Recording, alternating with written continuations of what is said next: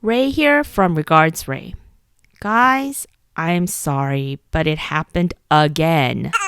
I spent days and days making a video about setting intentions, and I wanted to make it really good for you guys, but when I finished making it, it was way too long. Again! It was like over 16 minutes long, and I know none of y'all want to hear me speak for 16 minutes. I mean, I barely do. And if I force you to, then I know you won't want to be my friend anymore. And I'd be sad and alone here all by myself. So once again, I decided to save everyone the sad outcome and make this video into two-part series. In part 1, I talk about why it's important to set intentions and also how not to set intentions. I also discuss how I set intentions for maximal result. Maximum result? Ugh, that sounds like an infomercial. Anyway, if you're new here, I'm sorry, how rude of me to not have introduced you to my channel.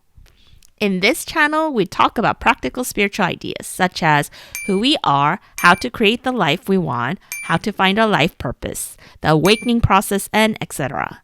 So if you're someone who's been suspecting that there's more to life than what meets the eye, then you're in the right place. All right, ready? Let's talk about intentions.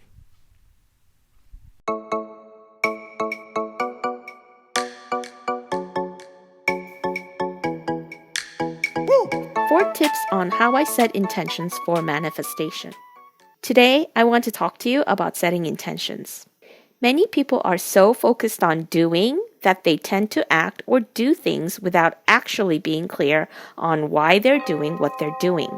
For example, they might wake up in the morning and jump into their to-do list without giving a thought as to why it's important for them to do it.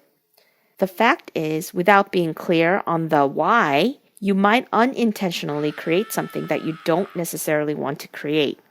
It's like driving. If you don't know why you're driving, that is, to which destination, you might drive around without arriving anywhere, or you might arrive at a place you didn't want to.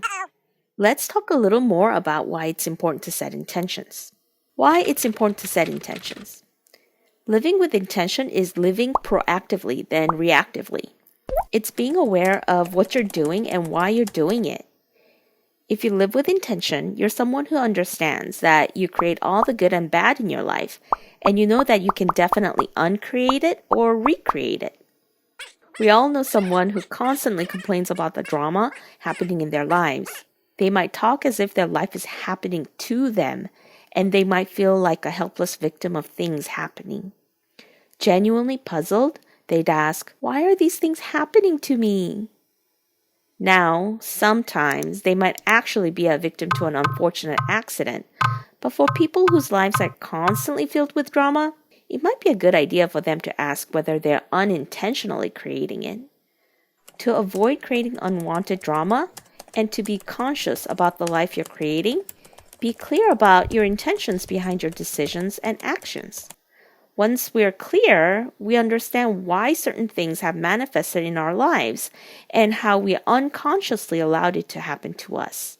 And once we know this, we can choose differently. What doesn't work when it comes to setting intentions? A lot of people say that we need to use intentions as some sort of a manifestation technique. These people say, if you want success, intend it. If you want money, intend it. If you want a relationship, intend it. I think there was a point in my life when I bought into this type of mindset. But over the years, I've come to realize that this kind of mindset gave me a false sense of control, as if the manifestation of something depended solely on me, depended solely on my actions, decisions, and thoughts, and etc. Thinking like this makes you anxious and rigid because you'd feel like you have to constantly scrutinize yourself and check to see if you weren't screwing things up. At least that's what happened to me. Now, all of a sudden, there were right decisions and wrong decisions, and I had to be wary of unintentionally making the wrong decisions. This sucks all the creativity out of life. Now, I don't set decisions to achieve a physical end goal or, more specifically, an external outcome. What I mean is, when I'm setting out to do a task, I don't visualize a detailed image of what I want to see at the end of a certain time period. I found that this doesn't work for me. It's better for me to leave the end result as an unknown, as a piece to discover rather than something that's carefully planned and replicated off of an image I've conceived in my head. I'm not saying it wouldn't work for everybody because I know a lot of successful entrepreneurs actually use intentions to come up with concrete goals and set deadlines for their goals. For me, it didn't work because it really doesn't match my personal energy and the stage I'm at in my soul journey. I'll talk more about this later. I use intention a bit differently, and I want to share with you the 4 ways I use intention setting. 4 tips on how to set intentions. Tip number 1. Set intentions with your whole being, your body, mind, and soul. So many people struggle financially when they make the mistake of setting intentions that are misaligned with who they are at the heart level, the soul level. They set intentions solely based on their mind or their ego, which for the most part is based on fear. For example, if you'd seen my previous videos, you'd know that I had pursued jobs after jobs that didn't resonate with me at a soul level because I thought that's the correct thing to do, that I was being practical and self-sufficient, and that this was what being an independent adult was all about. I was so afraid that I'd end up being a disappointment or a loser who everyone looked down on. And so I pursued careers that would pay me a lot of money, even if I didn't like the job.